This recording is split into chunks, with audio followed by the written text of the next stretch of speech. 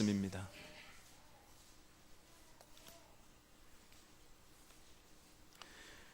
열왕기상 3장 6절 말씀 함께 합독하도록 하겠습니다. 솔로몬이 이르되 주의 종 내 아버지 다윗이 성실과 공의와 정직한 마음으로 주와 함께 주 앞에서 행함으로 주께서 그에게 큰 은혜를 베푸셨고 주께서 또 그를 위하여 이 큰 은혜를 항상 주사 오늘과 같이 그의 자리에 앉을 아들을 그에게 주셨나이다. 아멘. 다음 세대를 위한 우리의 책임.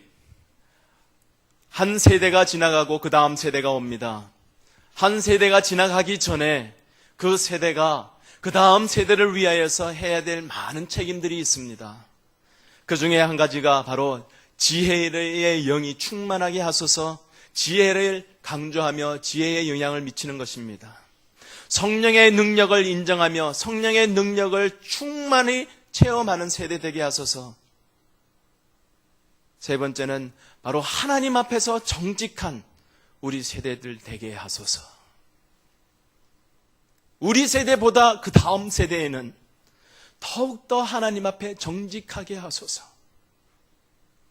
지금도 이 세상이 어떤 세상입니까? 한국에서 이런 설문조사를 했다고 합니다. 정직한 사람은 성공하기 힘들다는 것에 동의하십니까? 라는 설문 질문에 그 설문에 응한 사람들의 62%가 그렇습니다 라고 대답을 했다고 합니다. 사람들은 정직하면 성공하기 힘들다라는 생각을 가지고 산다는 이야기죠. 반 이상이.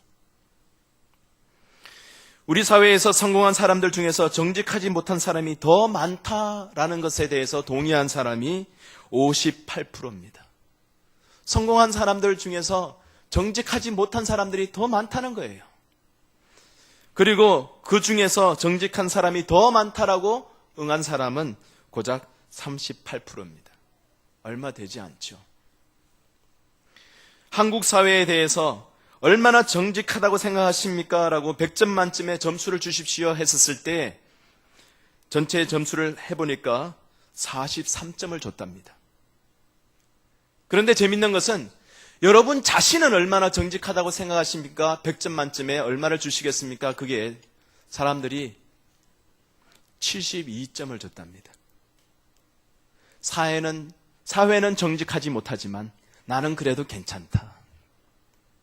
사회에는 문제고, 그리고 그거는 문제의 원인은 내가 아니라 딴 사람들이야. 그런 생각이에요. 나는 모든 것을 생각은 옳아. 나는 맞아. 나는 괜찮아. 딴 사람들이 해야 돼.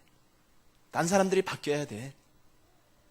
그런 생각들이 우리의 마음이 있다는 것을 우리가 간접적으로 알 수 있습니다.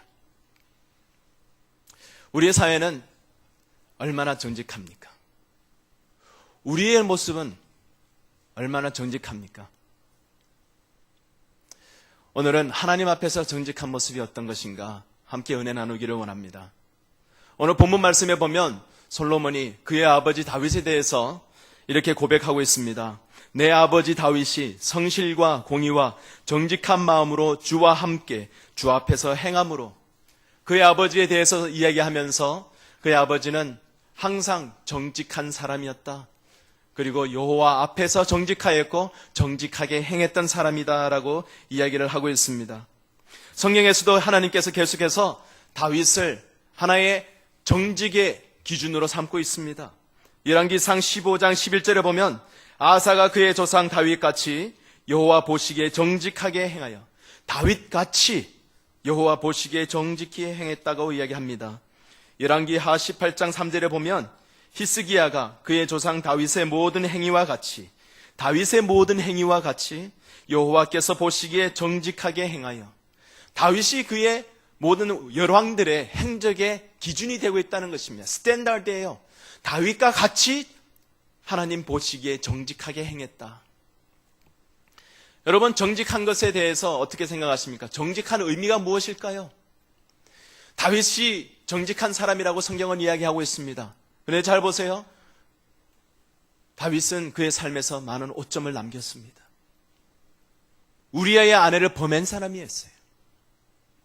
그리고 자기의 잘못을 덮기 위해서 우리아를 모살했던 살인범입니다. 그런 잘못된 오점이 있는 사람을 하나님은 정직하다라고 이야기를 합니다. 뭔가가 모순이 있지 않습니까? 우리 생각하기에 뭔가가 모순이 있다고 생각하지 않습니까? 사람들은 여러 가지 많은 판단을 할 때에 우리의 생각들, 우리의 기준, 그것으로 판단합니다. 좀 전에 말씀드렸던 그 설문을 보더라도 항상 우리는 자기 위주로 생각을 합니다. 항상 기준이 상대적이에요. 내가 보았을 때 어떤 한 사건을 놓고서 정직하다고 이야기하는 사람이 있는가 하면은 다른 사람이 똑같은 사건을 놓고서 정직하지 못하다라고 이야기하는 사람들도 있습니다. 정직이 세상 사람들 눈에는 상대적인 기준이에요. 그러나 하나님 앞에서는 정직은 절대적인 기준입니다. 하나님은 그 정직에 대해서 항상 절대적인 가치를 두고 있습니다. 다윗을 보고 하나님께서 정직하다고 하셨다면 그 정직의 의미가 무엇일까? 한번 생각해 보기를 원합니다. 정직은 첫 번째로 전심으로 하나님만 경배하는 것을 의미합니다. 참다운 정직한 사람은 하나님만 그리고 전심으로 경배하는 사람입니다라는 것입니다. 열왕기상 11장 33절에 보면 이는 그들이 나를 버리고 시돈 사람의 여신 아스타롯과 모압의 신 그모스와 암몬 자손의 신 밀곰을 경배하며 그의 아버지 다윗이 행함 같지 아니하여 내 길로 행하지 아니하며 나 보기에 정직한 일과 내 법도와 내 율례를 행하지 아니함이니이다. 다윗은 어땠다는 말입니까? 절대로 우상을 섬기지 않았다는 이야기입니다. 하나님만 경배했다는 이야기입니다. 하나님 한 분만 경배하고 예배했다는 것입니다. 그런데요, 그 경배했었을 때 다윗이 어떤 마음으로 했는지 열왕기상 14장 8절에 보면 이렇게 나와 있습니다. 나라를 다윗의 집에서 찢어내어 내게 주었거늘 너는 내 종 다윗이 내 명령을 지켜 전심으로 나를 따르며 나 보기에 정직한 일만 행하였음과 같지 아니하고. 다윗은 어떻게 했다고요? 전심으로 하나님을 따르며 하나님 앞에 정직하게 행했다라고 이야기하고 있습니다. 다윗은 물론 오점이 있었던 사람이에요. 윤리 도덕적인 면에서 문제가 있었던 사람이에요. 그러나 하나님 보시기에 하나님 기준으로 말씀하시는 정직에 의하여서 그는 하나님만 전심으로 경배했던 사람입니다. 정직한 사람은 첫 번째로 올바른 것을 정확하게 잡아야 됩니다. 하나님만 경배해야 돼요. 세상에서 많은 사람들이 한 사람을 놓고 이렇게 이야기할 때도 있습니다. 저 사람은 법 없어도 살아. 저 사람은 법 없어도 살 사람이야. 그렇게 이야기를 합니다. 아무리 세상 속에서 윤리 도덕적으로 깨끗해 보이는 사람이라 할지라도, 사람들 눈에는 그렇게 보여진다 할지라도 하나님은 그를 정직하다고 이야기하지 않습니다. 만약에 그가 하나님을 경배하는 사람이 아니라면. 청소년들이 간혹 이런 질문을 합니다. 목사님, 허준은 구원 받았습니까? 이순신 장군은 천국 갔어요? 허준 구원 받았습니까? 이순신 장군 참 공을 많이 세우고 깨끗하게 사는 사람 같아요. 구원 받았습니까? 하나님의 기준에 있어서는 하나님을 경배하는 것 절대적인 가치입니다. 그 절대적인 가치에 의해서 그 사람은 정직한 사람인지 아닌지 구별되어야 되는 것입니다. 사랑하는 성도 여러분, 여러분 정직한 사람이십니까? 하나님만 전심으로 섬기십니까? 하나님만 섬기는 것이 아니라 다른 것도 여러분 더 사랑하며 섬기시지는 않습니까? 예수님이 말씀하시죠. 두 신을 섬길 수 없다. 두 주인을 섬길 수가 없다. 하나님을 사랑하면서 어찌 재물을 사랑하리요? 재물을 사랑하는 마음이 하나님보다 더할 때 그것은 우상 숭배입니다.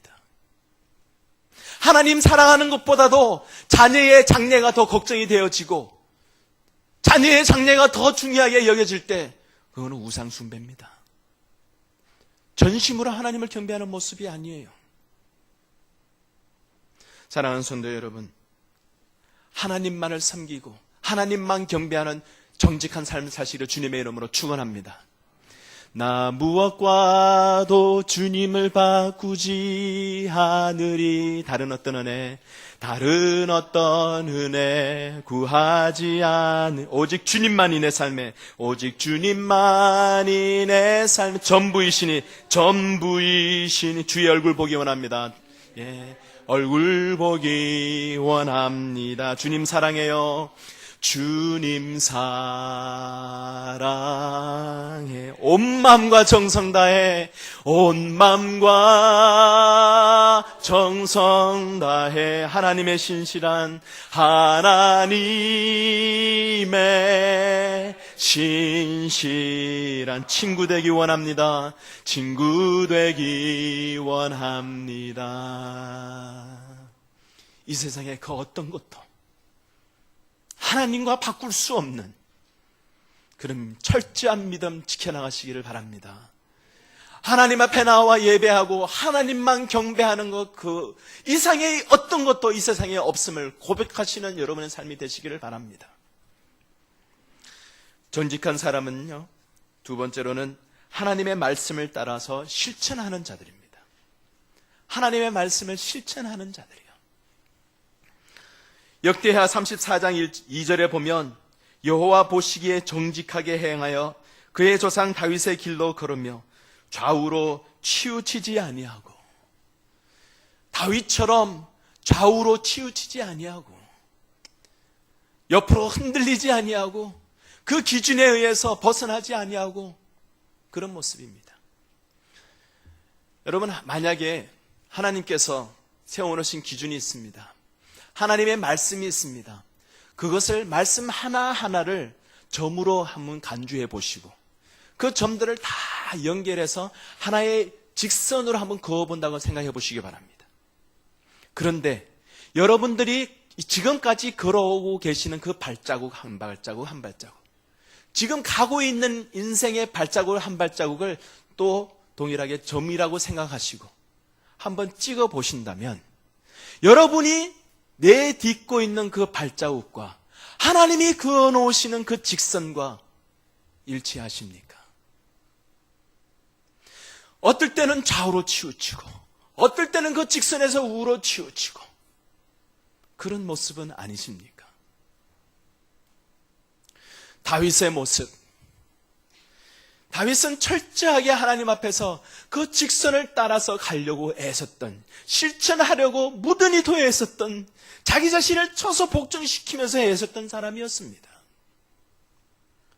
다윗이 사무엘에 의해서 머리에 기름을 붓고 왕으로 선택되었을 때가 다윗이 15세였습니다.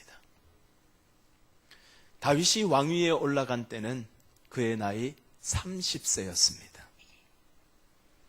다윗은 15년 동안 뭐 했습니까? 어떤 삶을 살았습니까? 도망자의 삶을 살았어요. 사울에게 쫓겨서 도망갔습니다. 나중에는 친아들인 압살롬에게까지 쫓겨가고 도망가는 그런 삶을 살았던 사람이에요.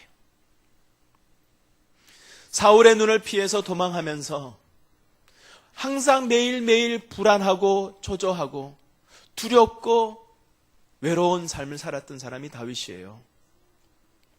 하루는 굴 속에 있었는데 자기의 목숨을 찾아서 그까지 쫓아온 사울이 그 동일한 굴 속에 들어와서 발을 가리우러 쉬려고 들어왔습니다. 그 모습을 보고서 다윗은 그 뒤로 가서 사울의 옷자락을 살짝 자릅니다.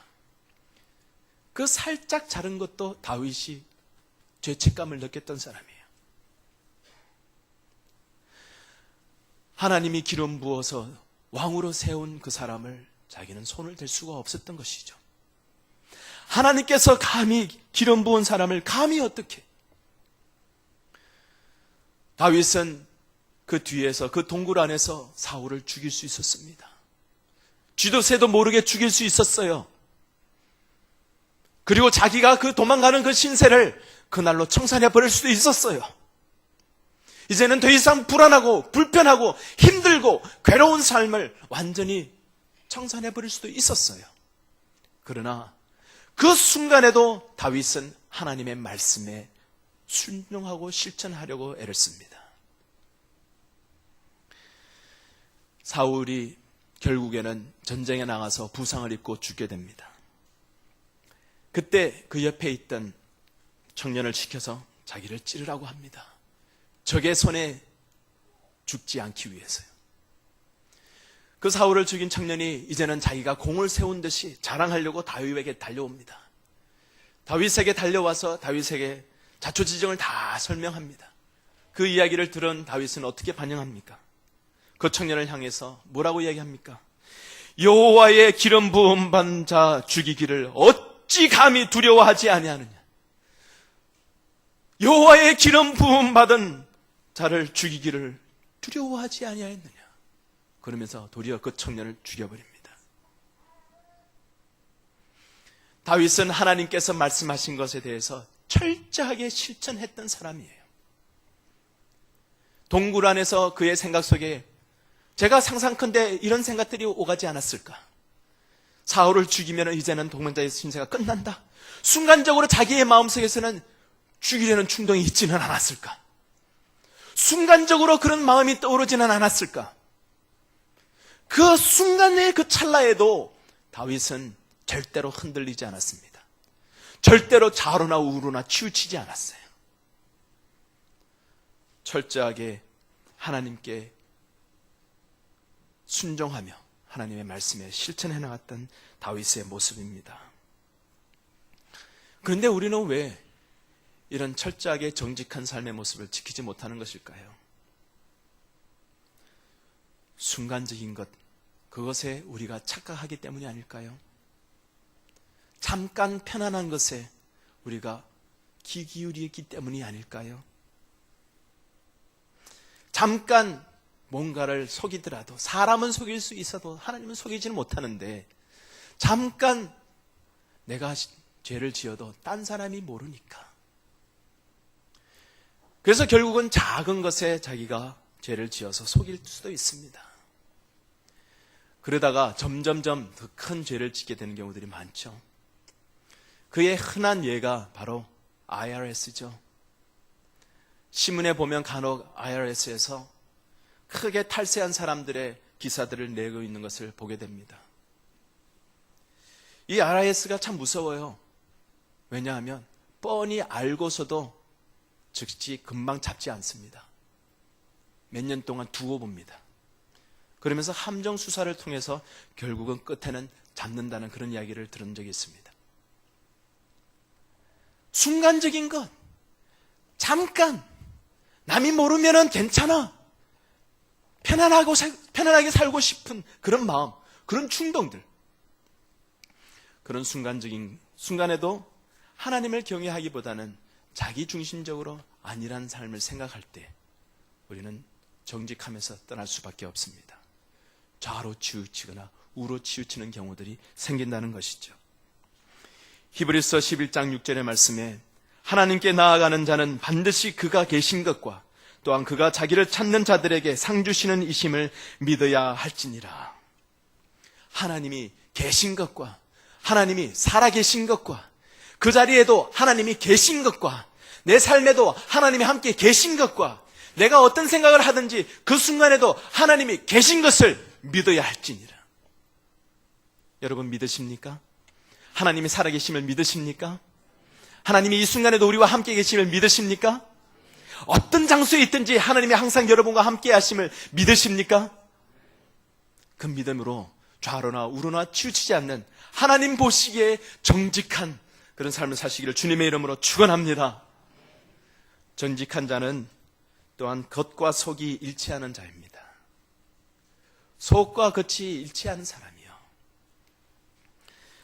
사무엘상에 보면 사무엘이 이스라엘의 왕을 세우기 위해서 뿔에 기름을 담아서 이새의 집에 가서 그 아들들 중에서 이제 한 명에게 기름 붓기 위해서 가는 이야기가 나옵니다. 이새의 집에 가서 이새의 아들이 한 명씩 사무엘 앞을 지나갑니다.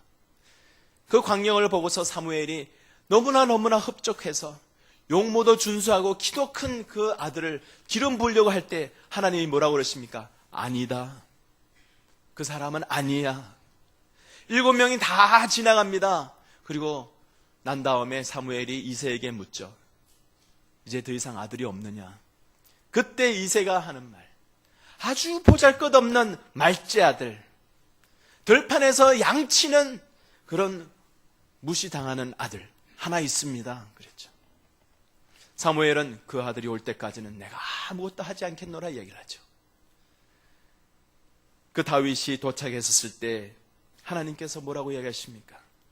사무엘상 16장 7절. 여호와께서 사무엘에게 이르시되 그의 용모와 키를 보지 말라. 내가 이미 그를 버렸노라. 내가 보는 것은 사람과 같지 아니하니 사람은 외모를 보거니와 나 여호와는 중심을 보느니라. 나 여호와는 중심을 보느니라. 빌 하이버스 목사님이 그의 책에 아네스트 갓이라는 책에서 Authentic Christian에 대해서 이야기를 하고 있습니다. 참다운 그리스도인이라는 어떤 사람인가? 그는 이렇게 정의하고 있습니다. 참다운 그리스도인은 겉과 속이 같은 자다. 겉과 속이 같은 자다. 자기가 속에서 믿고 있는 것과 겉으로 드러나는 모습과 같은 사람이다. 그런 이야기를 합니다. 속담에 이런 속담이 있습니다. 바나나가 되지 말고 도마도가 되자. 바나나는 어떻습니까? 겉모습이 어떤 색깔이에요? 노란 색깔입니다. 그러나 속의 색깔은 어떤 색깔입니까? 하얗죠. 그런 반면에 도마도는요. 빨간 도마도를 잘라보면 속의 색깔이 어떻습니까? 빨갛습니다. 어떨 때는 설익은 도마도는 파랗죠. 그 파란 도마도를 잘라보면 속은 어떤 색깔입니까? 파랗습니다. 설익거나 잘 익은 거나 도마도는 언제나 속과 겉이 동일합니다. 프랜시스 셰이프 박사가 하루는 서재에 앉아서 열심히 묵상하고 있는데 참 마음이 무거웠던가 봐요. 그런데 그 앞에 그 사모님이 왔다 갔다 하시는 거예요. 그래서 프랜시스 셰이프 박사님이 왜 그런가 싶어서 얼굴을 들어봤더니 사모님이 까만 소복을 입고 왔다 갔다 하시는 거예요. 그래서 무슨 걱정이 생겨서 걱정스러운 마음으로 물었습니다. 당신은 왜 그렇게 까만 소복을 입고 왔다 갔다 하시오? 누가 죽었어? 그 사모님이 하는 말씀. 하나님이 죽었어요. 에? 무슨 말이냐고. 당신의 얼굴의 모습을 보니까 마치 하나님이 죽은 모습이요. 하나님이 안 계신 모습 같아요. 여러분, 하나님이 죽으셨습니까? 하나님이 안 계십니까? 우리가 믿습니다. 하나님은 살아계신 하나님이요, 능력의 하나님이요, 우리와 함께 하시는 하나님이요, 동일하신 하나님이요. 그런데 우리의 모습은요? 우리의 모습은 어떻습니까?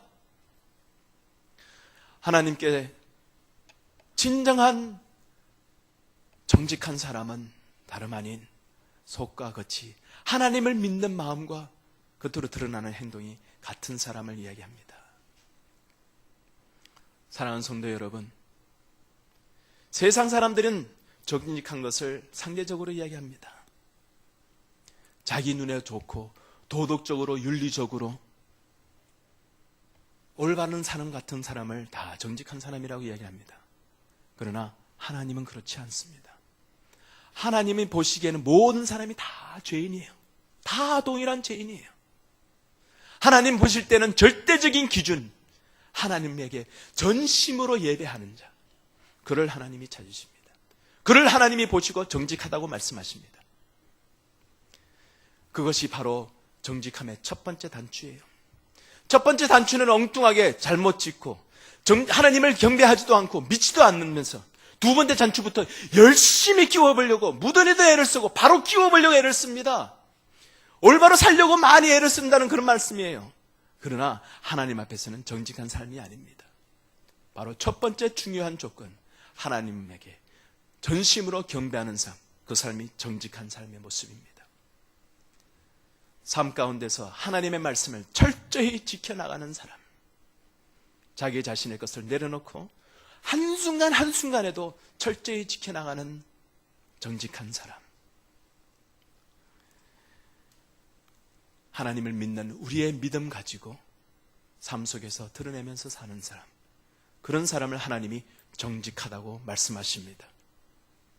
사랑하는 성도 여러분, 하나님 보시기에 정직한 사람, 다음 세대의 하나님, 더욱더 하나님 앞에 정직한 세대 되게 하여 주시옵소서. 여러분의 기도가 끊이지 않기를 주님의 이름으로 축원합니다. 함께 기도하겠습니다.